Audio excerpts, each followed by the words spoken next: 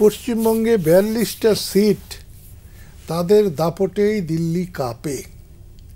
আর বাংলাদেশকে দখল করলে পশ্চিমবঙ্গ বলেন, বাংলা বলেন, এই যে শুধু এই প্রভিন্সটা, এটার সিটি হবে ১৬০০। ভারতের সাথে আমাদের সম্পর্ক হবে সমমর্যাদার। আন্তর্জাতিক বিশ্বে যে কোনো জায়গায়, যে কোনো সামিটে ভারতও একটা চেয়ার পাবে, আমরাও একটা চেয়ার পাব, প্রতিনিধি হিসেবে একজন। আমি ভারতের ছোট ভাই হব না। পিন্ডির কাছ থেকে রক্ত দিয়ে দেশ স্বাধীন করে ভারতের ছোট ভাই আমি হব না। আমি ভারতের বন্ধু হব, সমমর্যাদার বন্ধু হব।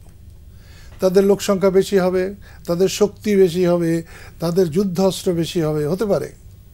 আমি উলফতের মতোই বলবো, বাংলাদেশকে ভারতের জয় করা ঘণ্টাখানিক ব্যাপার, কিন্তু হজম করা ১০০ বছরও সম্ভব না।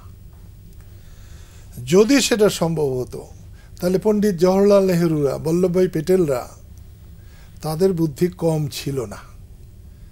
তখনই অন্যরকমভাবে এটাকে করা হতো।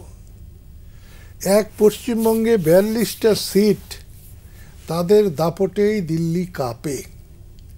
আর বাংলাদেশকে দখল করলে পশ্চিমবঙ্গ বলেন, বাংলা বলেন, এই যে শুধু এই প্রভিন্সটা, এটার সিটি হবে ১৬০০।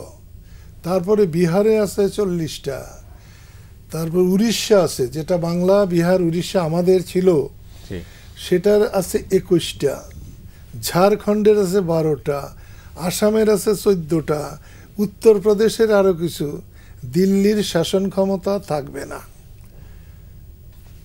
ইন্ডিয়া, আমি বিশ্বাস করি, আমেরিকা দখল করতে পারে এবং দখল করে পরিচালনা করতে পারবে। ইন্ডিয়া রাশিয়াকে দখল করতে পারে এবং সেটা দখলে রাখতে পারবে, কিন্তু বাংলাদেশকে দখলে রাখতে পারবে না। তার রাজনৈতিক কাঠামো ভেঙে যাবে। সেই জন্যে বলছি, অনেক কথা বলা যায়। আমাদের নরেন্দ্র মোদী সত্যি একজন দক্ষ, যোগ্য একজন নেতা। তিনি তার দৃষ্টিকোণ থেকে নেতা, কিন্তু ভারত হিন্দুত্ববাদে বিশ্বাস করে না।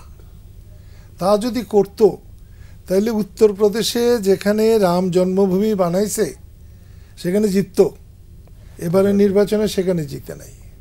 আমি এইখানে একটা কথা বলবো, যে আপনার এখানে এসেছি বলে, আমাদের দেশে ভুলভাবে দেশটা এখন পরিচালিত হচ্ছে। এখন শেখ হাসিনাকে বঙ্গবন্ধুকে মিলানো হচ্ছে, আওয়ামী লীগকে বঙ্গবন্ধুকে মিলানো হচ্ছে, মুক্তিযুদ্ধকে শেখ হাসিনাকে একসঙ্গে করা হচ্ছে। এর কোনোটার সঙ্গেই আমার বোন শেখ হাসিনা একসঙ্গে হয় না।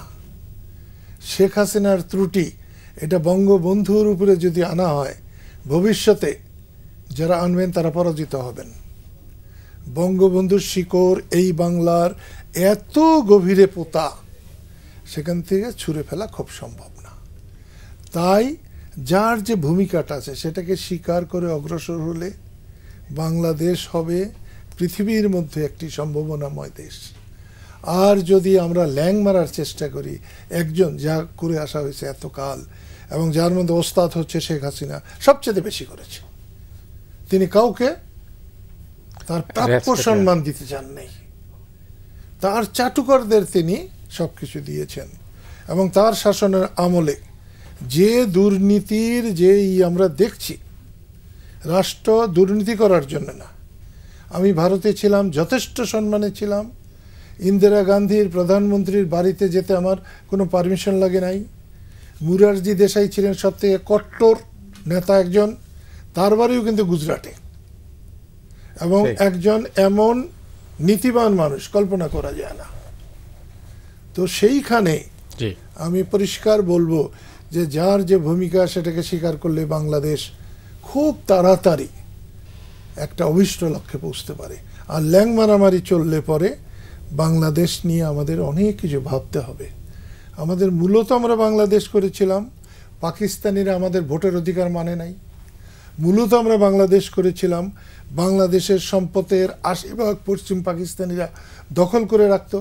বঞ্চনার বিরুদ্ধে 22 পরিবারের বিরুদ্ধে এখন আমরা 22,000 পরিবার বানাইছি। এই জন্যে বাংলাদেশ হয়নি।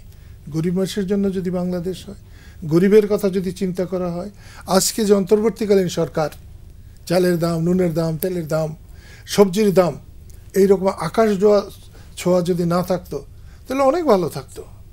আজকে এই সরকারের প্রতি মানুষের যে ক্ষোভ বাড়ছে দিনে দিনে, সে তো বাজারের মূল্য, দ্রব্যমূল্য কন্ট্রোল করতে না পারার কারণে। সেই জন্যে মানুষের কষ্টটা দেখতে হবে।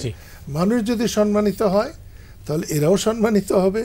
কিন্তু কোনো মতেই শেখ হাসিনার দ্বারা মানুষ যে লাঞ্ছিত হয়েছে, আজকেও মানুষ সেই লাঞ্ছনার হাত থেকে মুক্তি পায় নাই।